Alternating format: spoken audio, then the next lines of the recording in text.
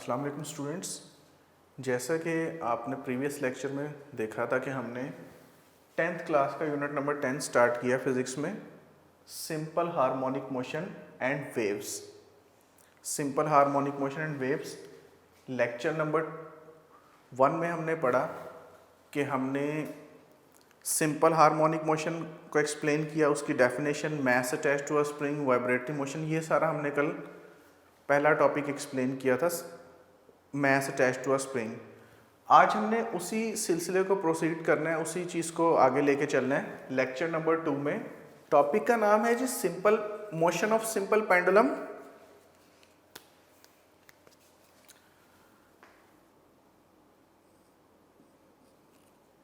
तो इसका long question कई तरीकों से बन सकता है, तो हम इसको सिंपल ही देखेंगे कि explain the motion of simple pendulum.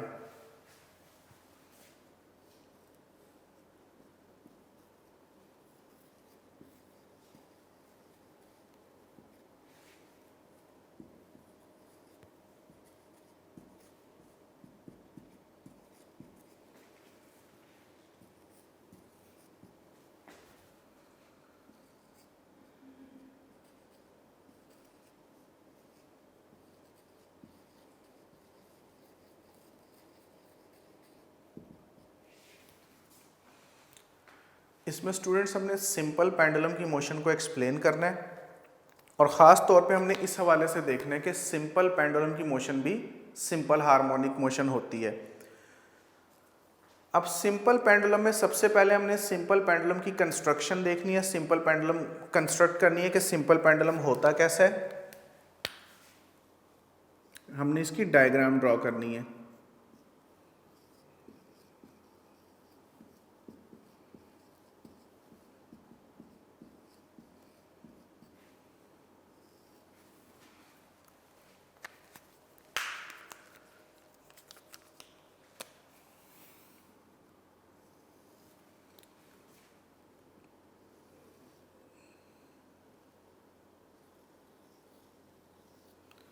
Simple pendulum में हमारे पास एक हैवी मैसिव बॉब होता है जिसका वॉल्यूम कम होता है।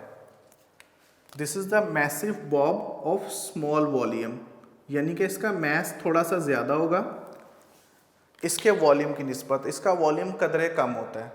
छोटा सा बॉब होता है जिसके अंदर एक हुक लगा होता है, उसके साथ हम एक string, light inextensible string, light का मतलब ये हल्की स्ट्रिंग होती है, इनएक्सटेंसिबल का मतलब कि इसमें एक्सटेंसिबल नहीं होती है, इसकी लेंथ में इंक्रीज नहीं होता। जब इसके साथ हम वेट लटकाते हैं तो इसकी लेंथ में इंक्रीज नहीं आता, इसकी लेंथ कांस्टेंट रहती है।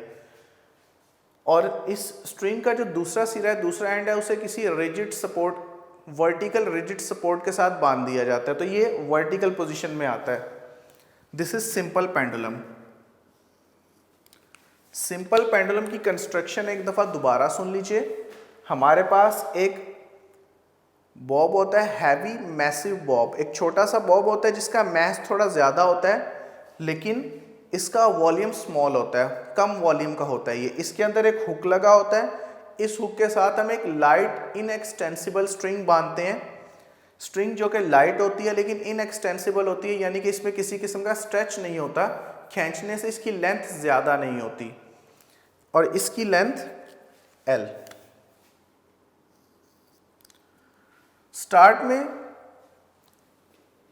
सिंपल पेंडुलम जब बिल्कुल वर्टिकल अपनी मीन पोजीशन O पर होता है तो इसमें नेट फोर्स होती है 0, किसी किस्म की कोई फोर्स नहीं होती, ये बिल्कुल अपनी वर्टिकल पोजीशन में सीधा लटक रहा होता है, सीधा सस्पेंडेड होता है। उसकी वजह यह है कि इसका वेट होता है डाउनवर्ड डायरेक्शन में, weight is in downward direction.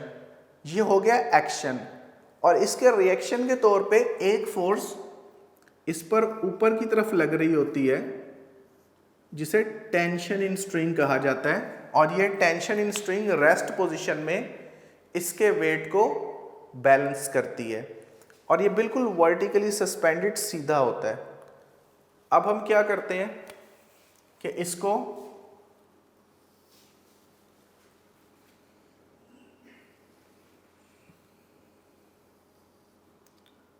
अपनी मीन पोजीशन ओ से एक एक्सट्रीम पोजीशन ए पर ले आते हैं।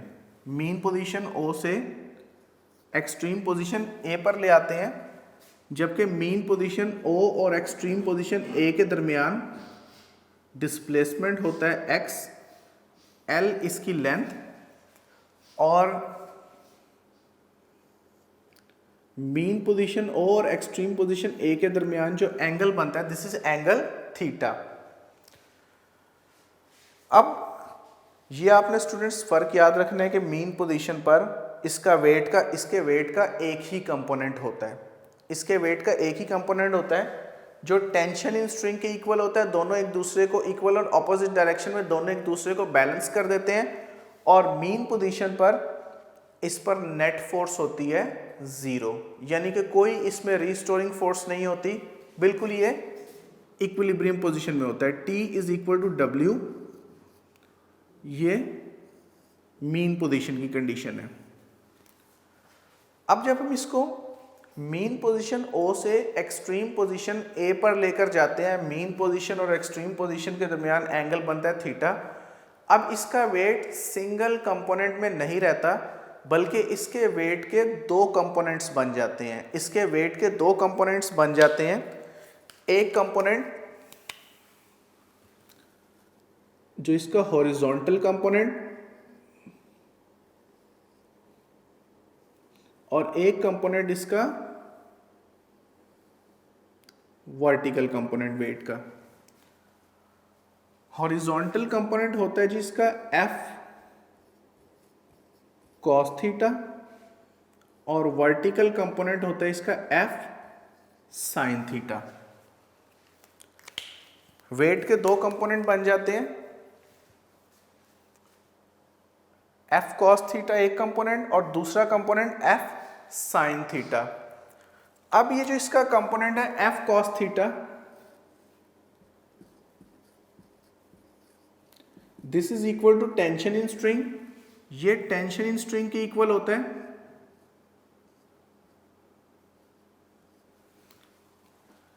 और ये पेंडुलम को बैलेंस रखता है, जबकि इसका दूसरा कंपोनेंट F sin थीटा,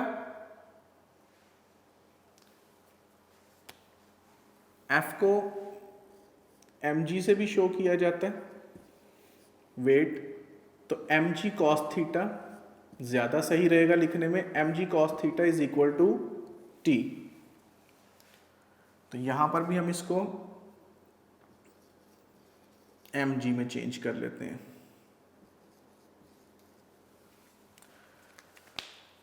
तो एक कंपोनेंट mg cos थीटा ये टेंशन इन स्ट्रिंग को बैलेंस कर लेता है, जबकि दूसरा कंपोनेंट जो है mg sin थीटा जो टूवर्ड्स द मीन पोजीशन होता है, इस कंपोनेंट को mg sin थीटा को रीस्टोरिंग फोर्स कहा जाता है। तो हम यहां पे लिखते हैं जी restoring force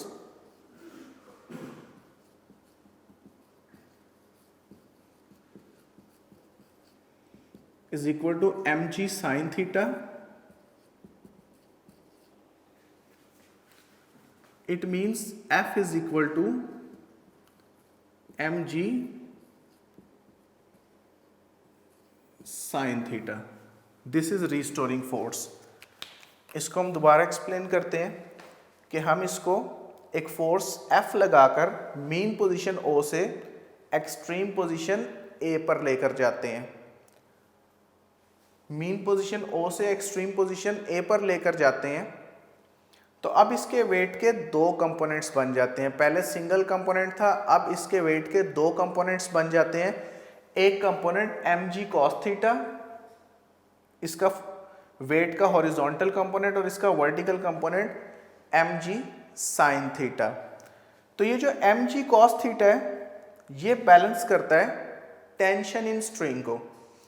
mg cos theta balance करता है टेंशन इन स्ट्रिंग को, तो ये खत्म हो जाता है, यानी कि mg cos theta is equal to t। Tension in string balance हो गई। अब इसका दूसरा कंपोनेंट वेट का जिसकी direction towards the mean position होती है, जिसकी direction towards the mean position होती है, mg साइन थीटा, ये mg साइन थीटा असल में कहलाता है रीस्टोरिंग फोर्स। ये mg साइन थीटा असल में कहलाता है रीस्टोरिंग फोर्स। अब जब हम इसको ए पोजीशन पर लाकर रिलीज करते हैं, ए पोजीशन पर लाकर छोड़ते हैं, तो अपनी restoring force mg sine theta की वजह से ये अपनी मीन पोजीशन ओ की तरफ मूव करना स्टार्ट करता है। अब ये जब अपनी मीन पोजीशन ओ की तरफ मूव करना स्टार्ट करेगा तो वही जो सिंपल हार्मोनिक मोशन में होता है कि हर पॉइंट पर इसकी रीस्टोरिंग फोर्स डिक्रीज होती जाती है, डिस्प्लेसमेंट मीन पोजीशन से डिक्रीज होता चला जाता है। लेकिन जब कोई चीज़ अपनी मीन पोजीशन एक्सट्रीम पोजीशन से मीन पोजीशन की तरफ आ रही होती है तो उसकी वेलोसिटी हर पॉइंट पर डिक्रीज होती चली जाती है और वो बहुत तेज़ी से आती है। अब ये बहुत तेज़ी से अपनी एक्सट्रीम पोजीशन से मीन पोजीशन ओ की तरफ आ रहा है, तो जब ये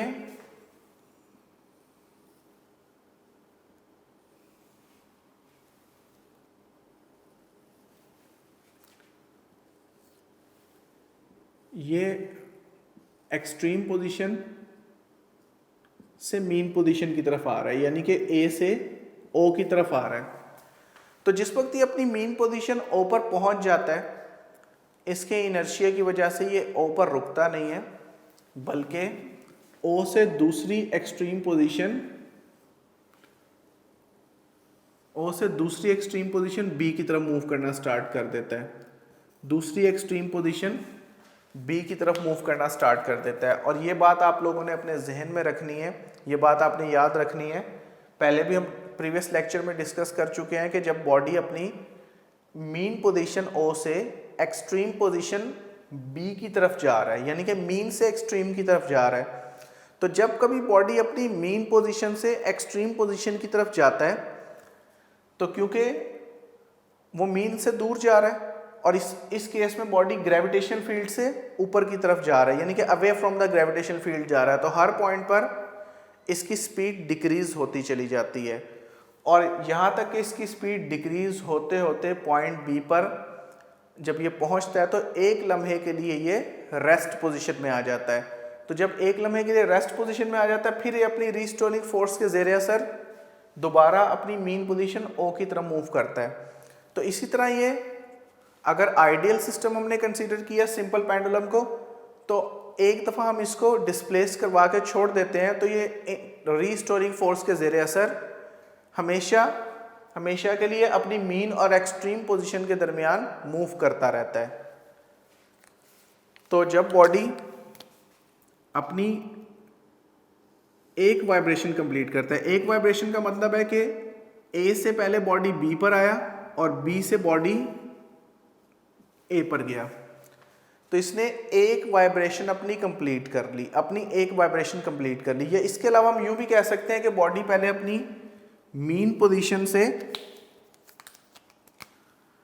एक्सट्रीम पोजीशन की तरफ जाता है, फिर दोबारा अपनी मीन पोजीशन की तरफ वापस आता है, फिर इस मीन से दूसरी एक्सट्रीम की तरफ जाता है और फिर जब दूसरी एक्सट्रीम से दोबारा मीन पर आता है तो इसने एक वाइब्रेशन कंप्लीट की। तो ये आप अपनी आसानी के लिए दोनों में से किसी तरह भी समझ सकते हैं कि बॉडी ए से बी पर आता है और बी से वापस ए पर जाता है, तब उसने एक वाइब्रेशन कंप्लीट की, और एक वाइब्रेशन कंप्लीट करने में जो टाइम लगता है उसको टाइम पीरियड कहा जाता है। The time taken by a vibrating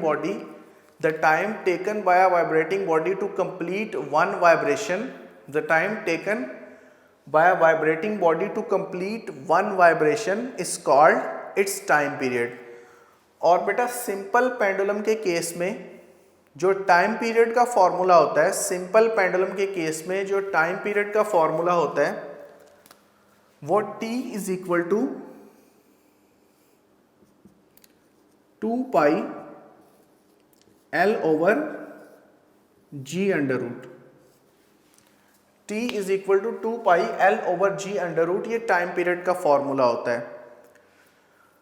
इससे पहले कि हम टाइम पीरियड का फॉर्मूला डिस्कस करें, हम दोबारा इसके एनर्जी चेंजेस देख लेते हैं। ये इसके एनर्जी चेंजेस भी बिल्कुल वैसे ही हैं जैसे कि सिंपल हार्मोनिक मोशन में हम स्टार्ट से करते चले आ रहे हैं कि जब कोई बॉडी या सिंपल पेंडुलम का बॉब अपनी एक्सट्रीम पोजीशन पर होता है तो पोटेंशियल एनर्जी इसमें मैक्सिमम होती है और काइनेटिक एनर्जी इसमें ज़ीरो होती है।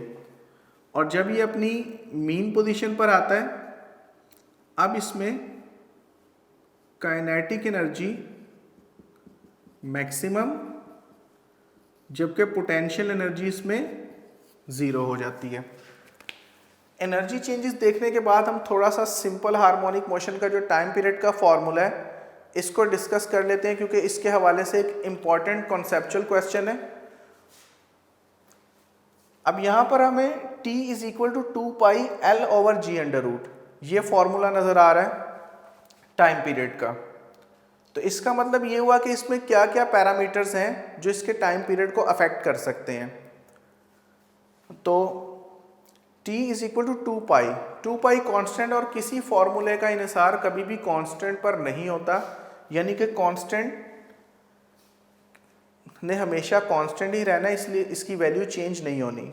और gravitational acceleration near the surface of the अर्थ, इसकी वैल्यू भी कांस्टेंट होती है। तो अगर हम ये near the surface of the earth experiment कर रहे हैं तब g की वैल्यू भी कांस्टेंट है, लेकिन अगर हम माउंटेन हिल या किसी ऊंची जगह पर, किसी ऑल्टीट्यूड वाली जगह पर एक्सपेरिमेंट कर रहे हैं तब g की वैल्यू चेंज होगी। लेकिन on the surface of the earth time period की वैल्यू सिर्फ लेंथ ऑफ सिंपल पेंडुलम पर डिपेंड करती है कि जब हम सिंपल पेंडुलम की लेंथ चेंज करेंगे तब जाकर उसका टाइम पीरियड चेंज होगा। अगर लेंथ ज़्यादा करेंगे तो टाइम पीरियड ज़्यादा हो जाएगा, और अगर लेंथ कम करेंगे तो सिंपल पेंडुलम का time period near the surface of the earth कम हो जाएगा। स्टूडेंट्स, हमने 3 टॉपिक किए, mass attached to a spring, ball and bowl system और सिंपल पेंडुलम। तो इन तीनों टॉपिक्स को करने के बाद अब हम सिंपल हार्मोनिक मोशन को समराइज करके इसके 4 पॉइंट्स बनाते हैं जो कि आपकी टेक्स्ट बुक में लिखे हैं।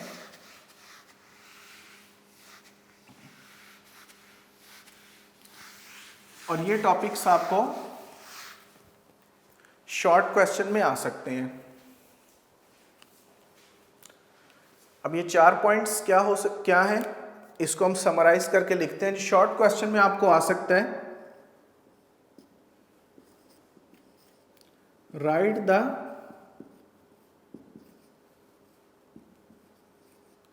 Characteristics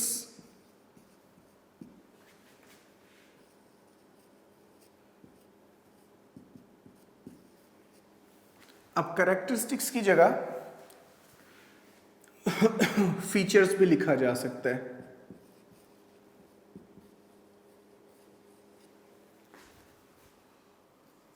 of simple harmonic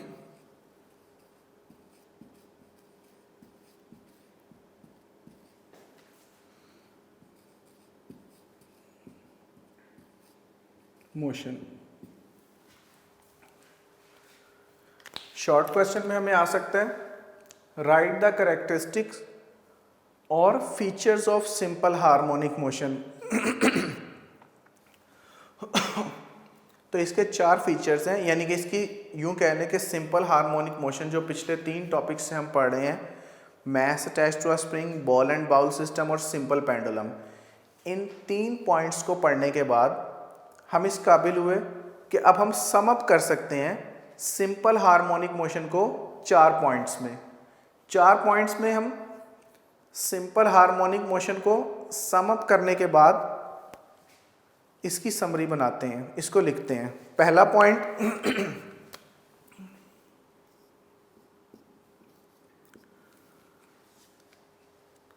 the body executing simple harmonic motion vibrates about a fixed position. The body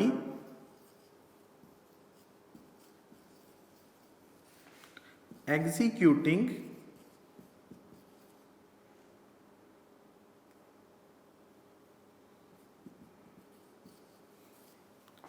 SHM, simple harmonic motion को शॉर्ट फॉर्म में SHM भी लिखते हैं। द बॉडी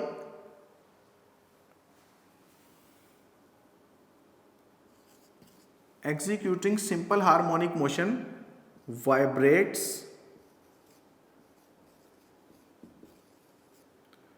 about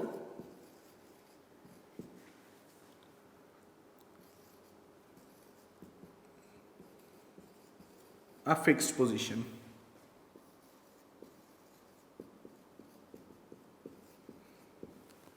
बुक में इतना लिखा हुआ है, the body executing simple harmonic motion, the body executing, execute का मतलब भी करना ही होता है, सिंपल हार्मोनिक मोशन के लिए हम ये वर्ड यूज करते हैं, the body executing simple harmonic motion SHM vibrates about a fix position.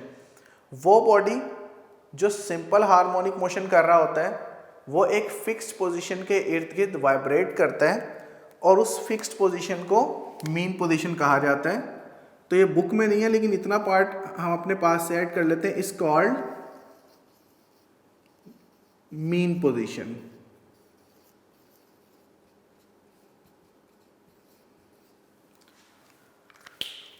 The body executing simple harmonic motion vibrates about a fixed position is called mean position. इसका दूसरा point हम लिखेंगे, the acceleration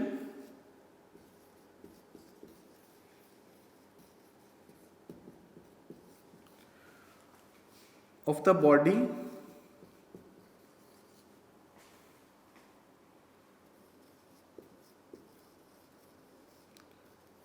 is always directed towards mean position.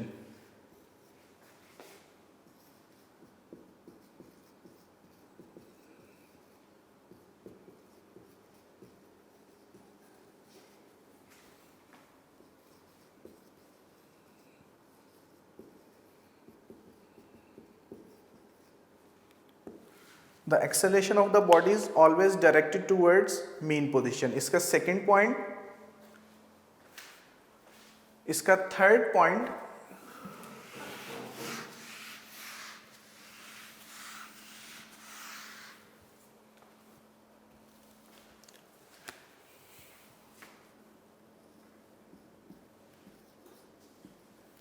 the magnitude of acceleration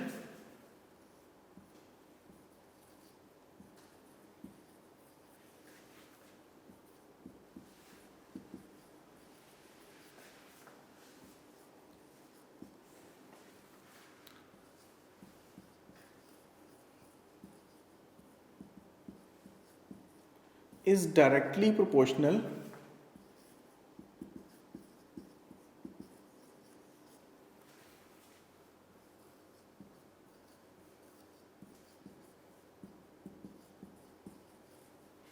to the displacement from mean position.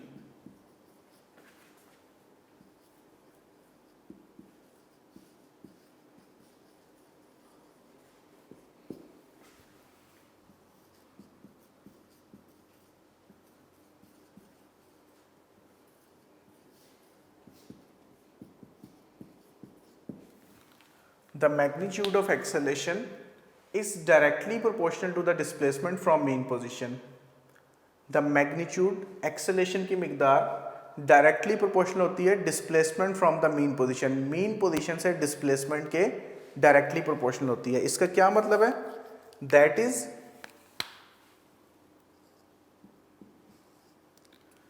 Maximum at extreme position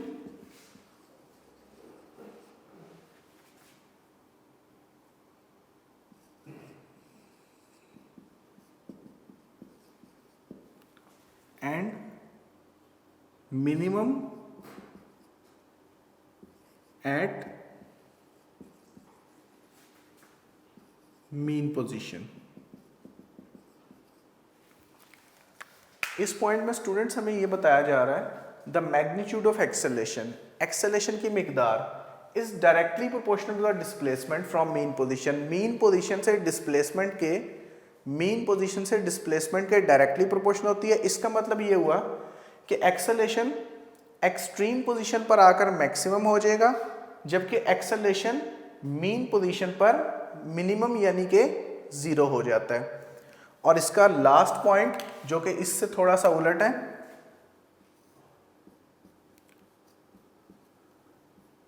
the velocity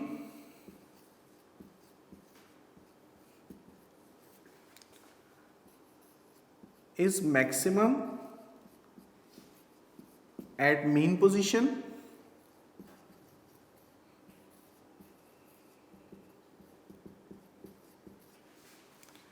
and 0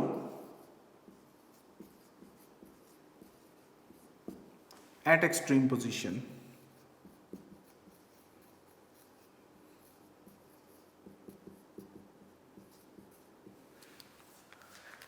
इस सारी discussion के बाद हमने simple harmonic motion के 4 पॉइंट्स डिस्कस किए। 4 points हमने इसमें filter किए, 4 पॉइंट्स की इसकी समरी बनाई।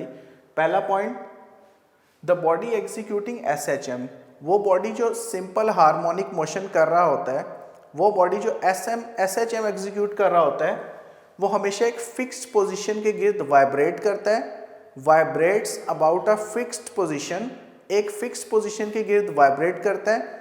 इस फिक्स्ड पोजीशन को मीन पोजीशन कहा जाता है। दूसरा, the acceleration of body is always directed towards the mean position, जो बॉडी का एक्सेलरेशन होता है उसकी डायरेक्शन हमेशा मीन पोजीशन की तरफ होती है।